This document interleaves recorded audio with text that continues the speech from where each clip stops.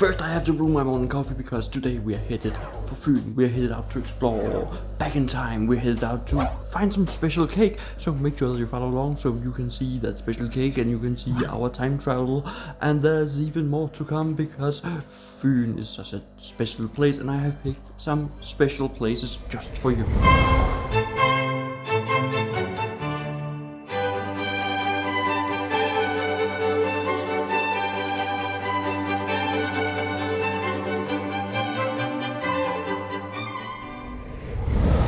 First chat stop of the day and time for breakfast because apparently we didn't have as much power on as we need, so we have to charge here on the other side of the Great Belt. So let's find something to eat. On the go breakfast, a bun with cheese. Yeah, it's nothing special, but it is breakfast.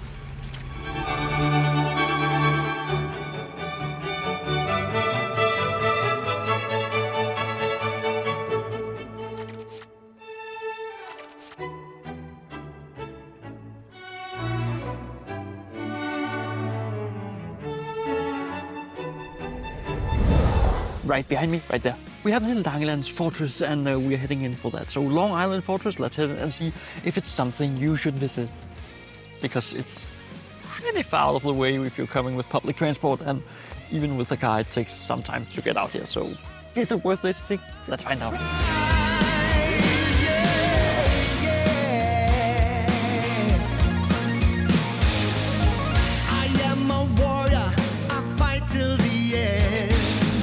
One of the things you might experience out here is the bunker right down there.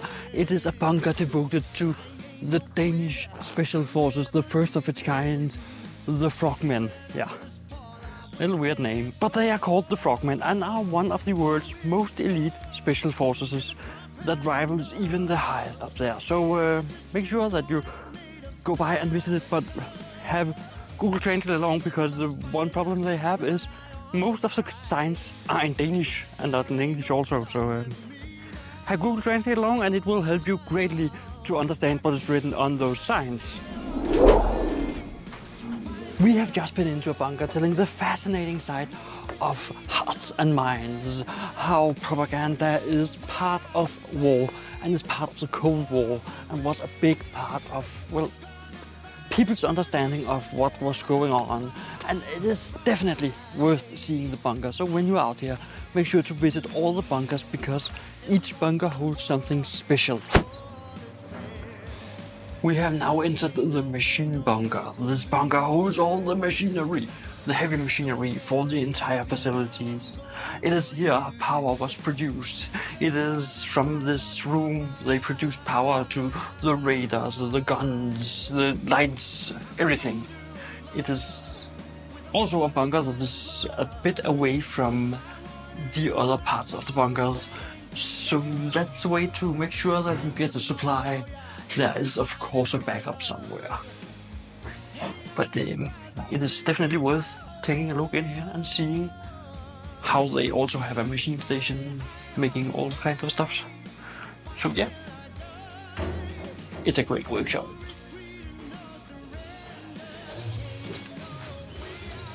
Oh, so into the machine gunner's nest. There's only room for one up here. But anyways, my son is trying to get up right down there. But he can't fit. Not because he's too big, but because this area is no bigger than I'm holding the camera in the other end now. So two people can be up here. But nevertheless, a machine gunner's nest with mostly a view directly to the entrance of the machine bunker. Well, a protective measure? Yes. You're trapped up here and there's only one thing to do, it is to defend yourself. But let's get back down.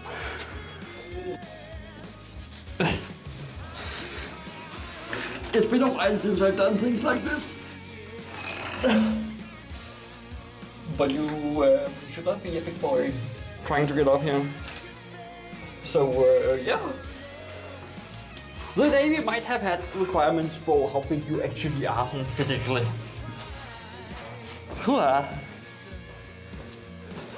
Back down and out. They actually also got power from outside. This is from Holmgård and from Møllebjerg, which are two different sites far away from here. So, yeah, several backups for having power to make sure that this facility actually runs. But let's see if we can find some more bunkers.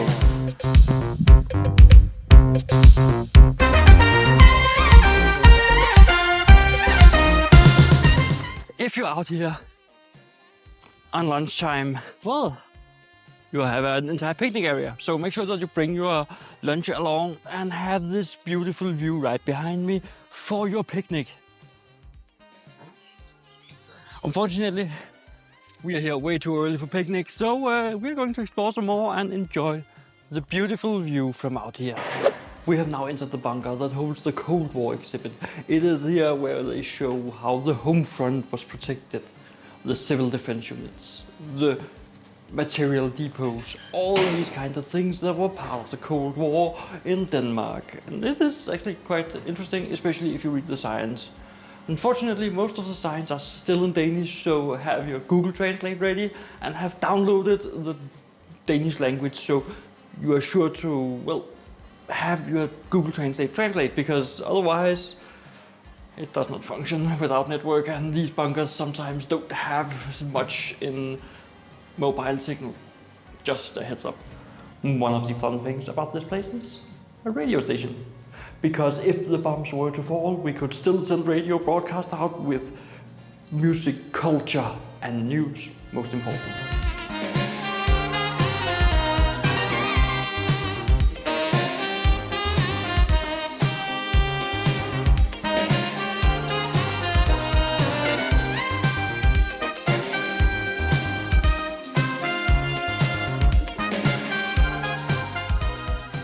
So we have even entered a submarine. It is on land, but the submarine really gives you a look into how cramped these subs were. It's not much room. There's even bunks out there with the torpedoes.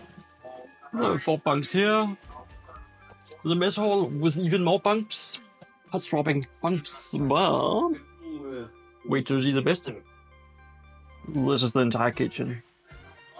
So you think about these Japanese apartment movies you see here on YouTube.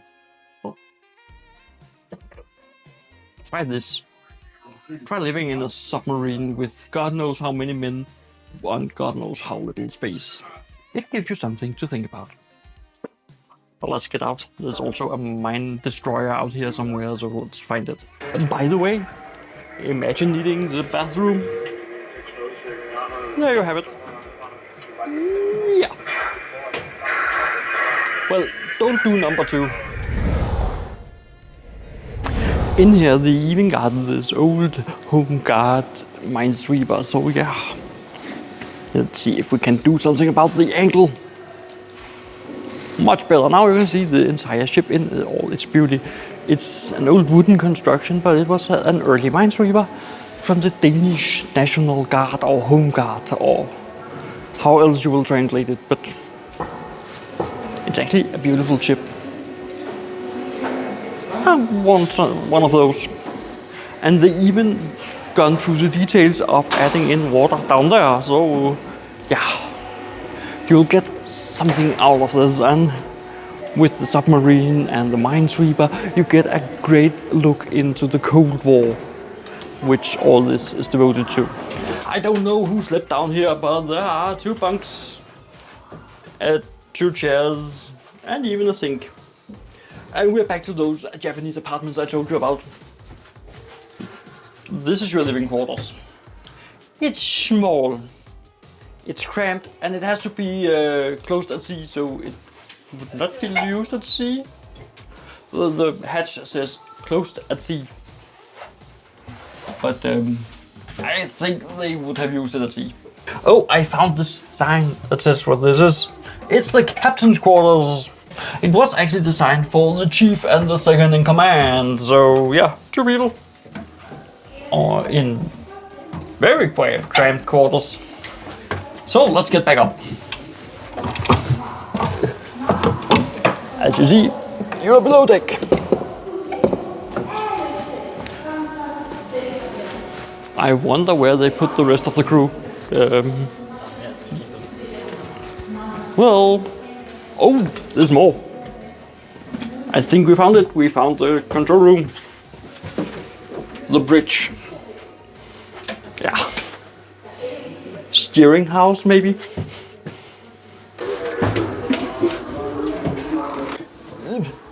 It's a bit cramped getting down here, but we can manage. Oh, toilet.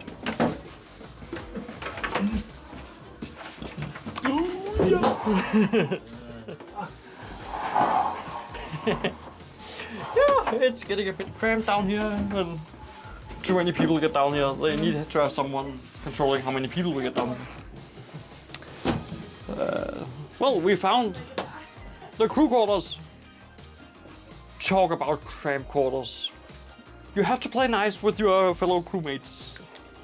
There's also a bit of a little kitchen, and we will find that.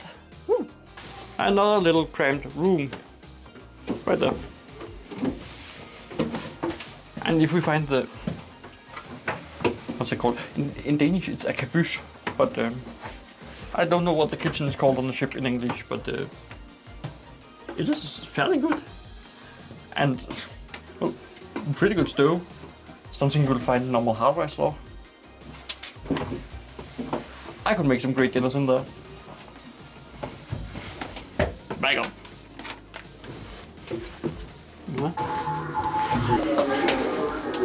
They really crammed in on these small minesweepers, so yeah. But let's see what else there's out here.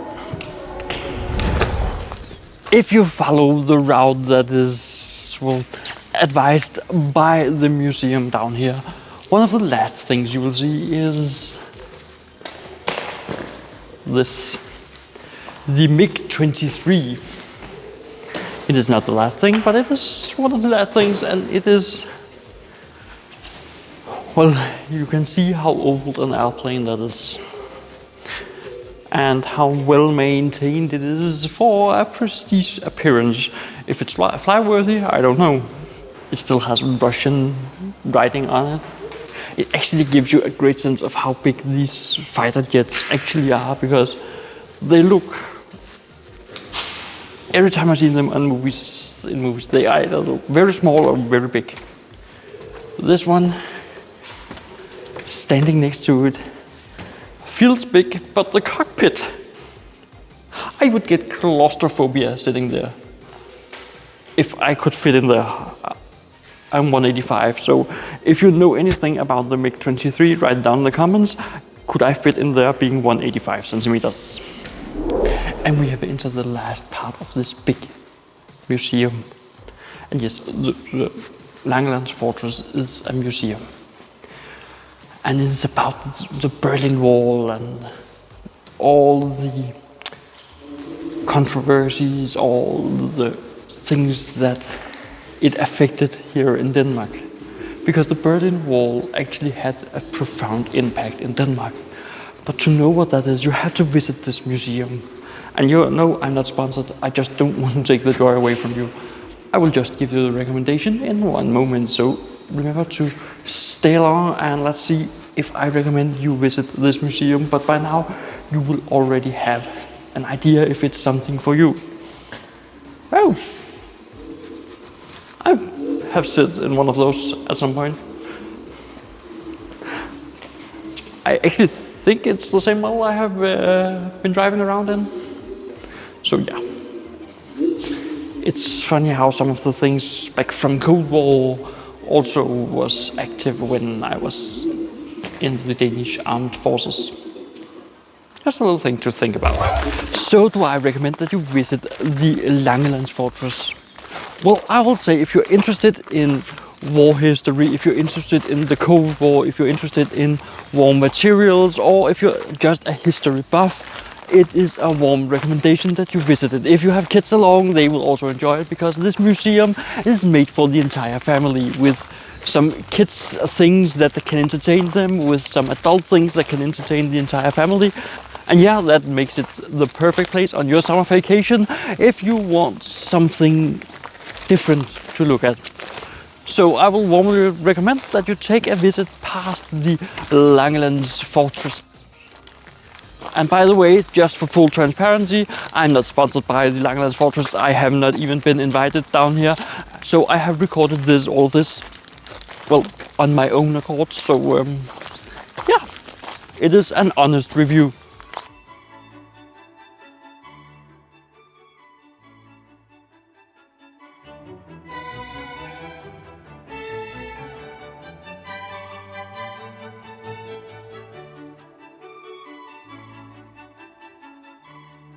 The old Valdemars Castle, is it something you should visit? Oh yes it is.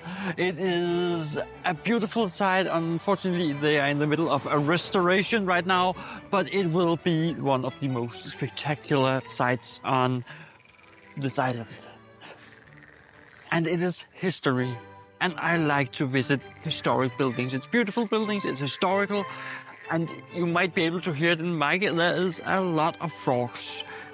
So yeah, you can hear them. Besides that, I don't know if you watched that episode, but remember I visited Valdemars hunting castle also. It will be linked up in the corner. Otherwise, visit it. And let's head on and see what else there is of interesting sites. But I just want to enjoy this beautiful site a bit more.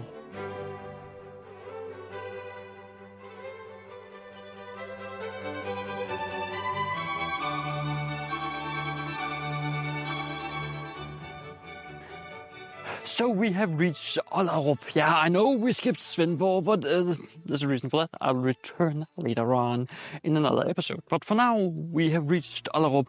Right here, there's this beautiful Japanese garden you should absolutely see. And right next to that Japanese garden, we went down into a bunker. Yeah, a World War II bunker, another one, yeah. Is it a World War II tour? No, it's just a bunker that tells a lot of the history of the bunker and the area and how the Germans during World War II took the sports arena and all these kind of things. You have to go visit it, read, and remember to have Google Translate along. I did have Signal down there, so you might also and can use Google Translate directly. And I'm standing right on top of the bunker right now. Yeah. The area is not much to look at, but it is there.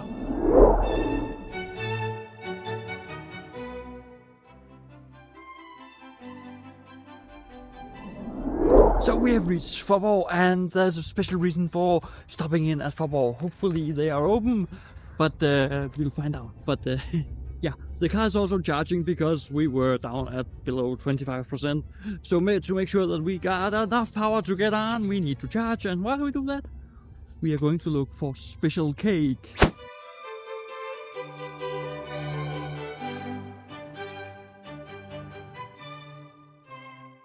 Unfortunately, the cake we came here for, they were sold out.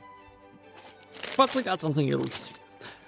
Because they got plenty of cakes in there and plenty to choose from. So if the bronzeware is not, well, in stock, well, you can choose something else and still get a great experience because it is a great bakery. Hashtag not sponsored.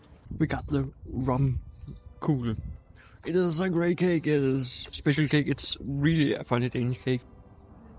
Originally made with rum, but today it's only rum essence.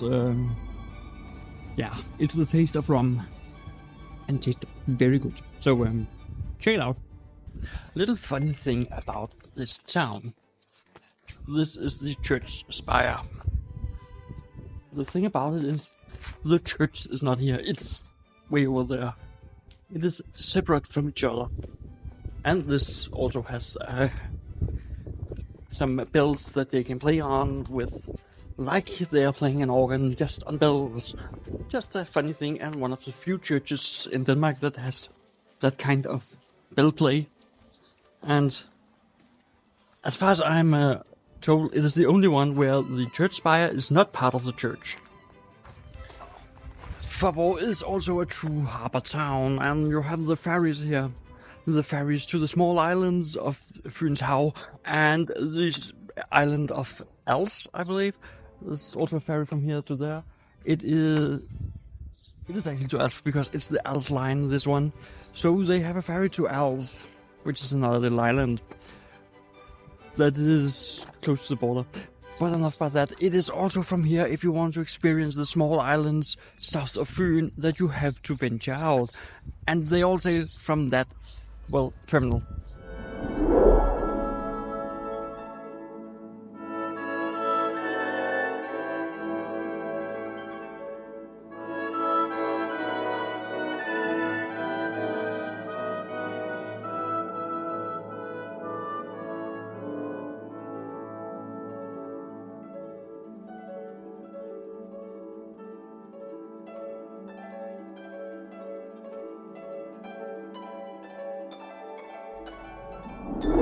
Right behind me, I heard they have the best beef sandwich. It's a Danish burger.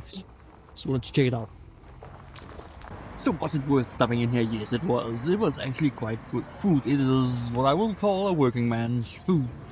But it's because you will not find the top CEOs sitting here in their suits, but you will find the bikers, you will find the common man, you will find everyone who doesn't look like 500,000.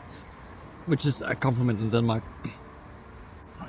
But the food, well, it's the perfect mix of acid. It's the perfect mix of sweets and all these kind of things. It's basically just a burger with a patty, with some beets on it, red beets, and fried onion, fresh onion, and, well, the characteristic brown sauce and the Danish remoulade.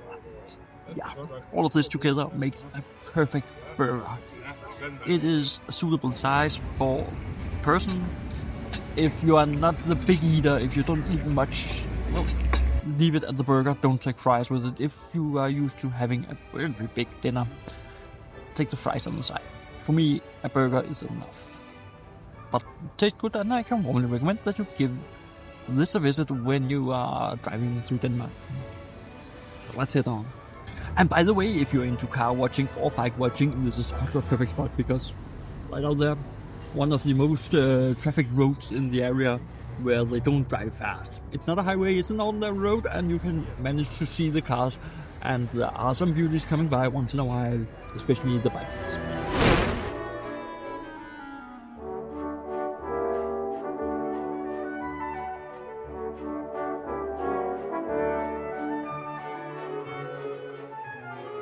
So we have reached the little seaside village of Bones.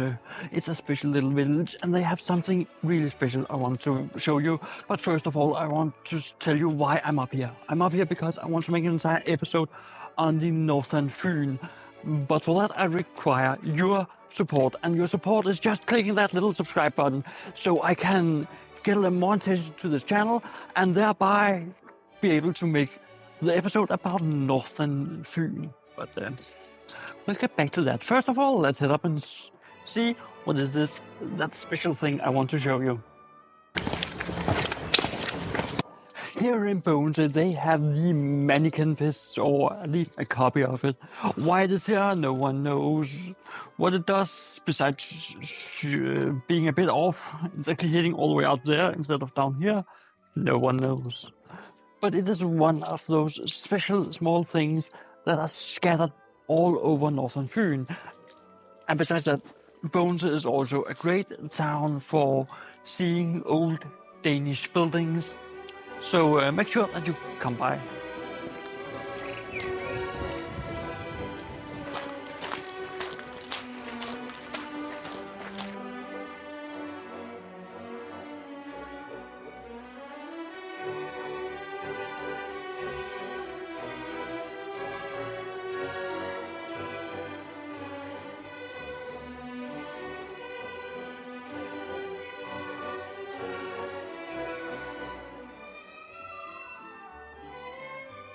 Well, if you have seen some of my other episodes, you know if there's a troll, I'll find it. And I did. And this one is here in Odense. And it is one of the great Thomas Dambo trolls. It is the trolls Hans Jahrhard. Oh, it is the troll Hans Janhed. It is troll number 69. And it is this. It's actually quite a masterpiece from Thomas Dambo. And If you want to get smarter on something interesting travel related, check out this video, which YouTube thinks you will like. So check it out right now. I will for sure check this one out again because I like it.